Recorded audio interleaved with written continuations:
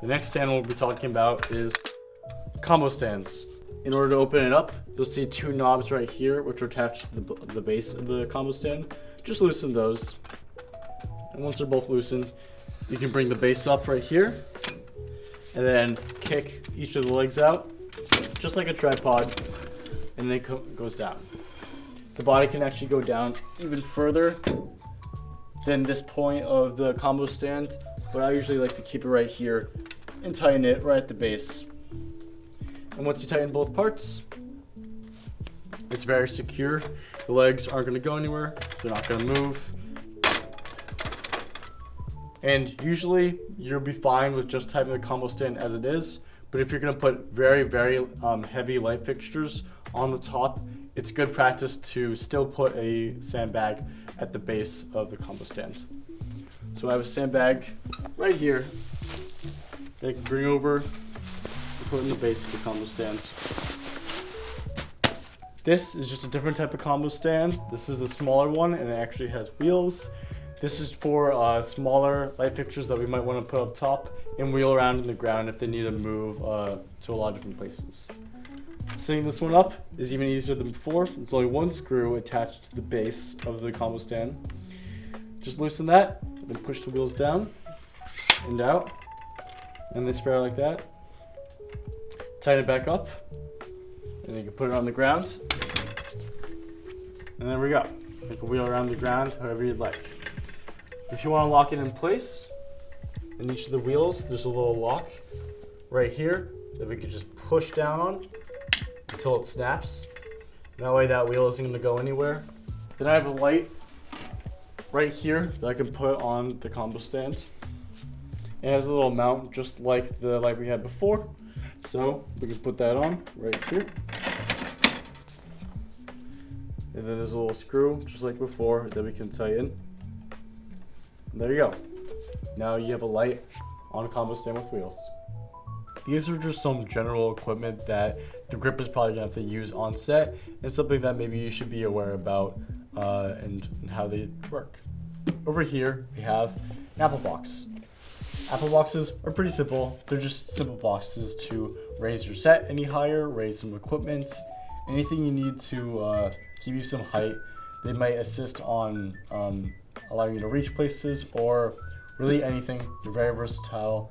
Usually they're about this big and you'll have multiple of them on set for whatever you might need. Then you also have your classic sandbag. This one is a small one, but they come bigger. They are just weight on whatever piece of equipment that you need to give it more stability, or maybe it's a marker if you need to place it down somewhere and go back to the same area, or really whatever you need. Again, multiple of these is probably going to be on set and they're very useful. Wrench, pretty self-explanatory, but there's a lot of equipment that gripster will be handling with that you might need a wrench to loosen, tighten things, or even just assemble it in general. Here we have some gaff tape. Gaff tape is also very essential on set. It's like regular Scotch tape, except it's supposed to be easier to rip off and take off of things. So you can put gaff tape anywhere. You can put it on your equipment. You can block things with it because it's dark. You can also use anything that you would like normal tape use, but you probably want to use gaff tape on set because it's easier to remove afterwards. If you need to mark something, then you have spike tape. Spike tape is used to mark where actors might need to be, where set pieces might need to be, anything that you need to mark locations or very specific spots. Spike tape is probably what you're going to want to use. I also have a simple pair of gloves here. Gloves are essential when you're working with very hot lights. A lot of tungsten lights can heat up to very hot degrees, and using gloves around them is a very good idea. Again, safety first. There's some other clamps here. This is a spring clamp. This can be used to attach paper, boards, or whatever to anything. It actually has a little here, so if you want to put in a gobbo head, you can. But spring clamps, self-explanatory, but it's something in the grip's wheelhouse. And then simple clothespins can be used to put gels on top of lights. Gels are different covers, and that usually goes into the gaffer's territory, but it's good to know Clothespins are actually used quite a bit on set when you need to put gels or any sort of paper over a light or really anything on set. Next, we're going to talk about flats. Obviously, if you're shooting on location, you're probably not going to need to build flats, but every time you're in studio, you're likely going to have to put up flats and work with a team of grips to make whatever set that you need. Make sure when you're moving flats, use at very least 2 grips or 2 sets of hands when moving a flat. It's just safer, and obviously have someone else, as you're putting up the flat, hold it there as you're moving it around.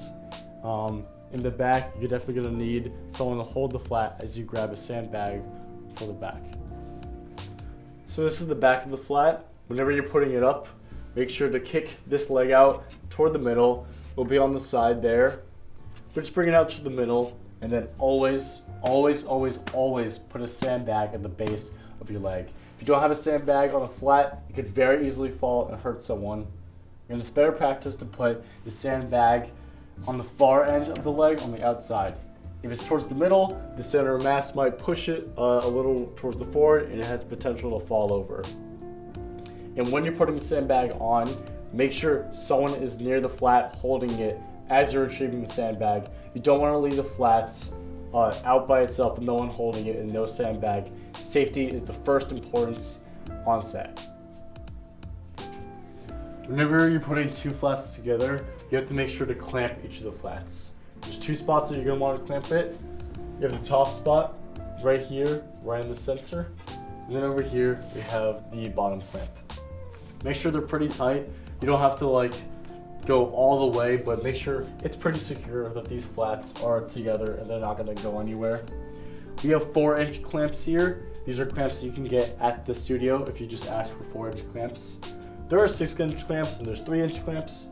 6-inch clamps that you might want to use if the flats are cornered, like if there's a corner in between them.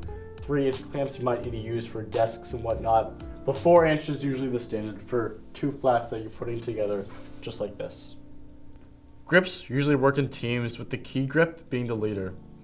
Grips work closely with the gaffer, DP, and the director to have a smooth and efficient setup. The role of the grip may not be very glamorous. However, grips are essential and the backbone of every single set. So, give it a try, and I'll see you on the next set.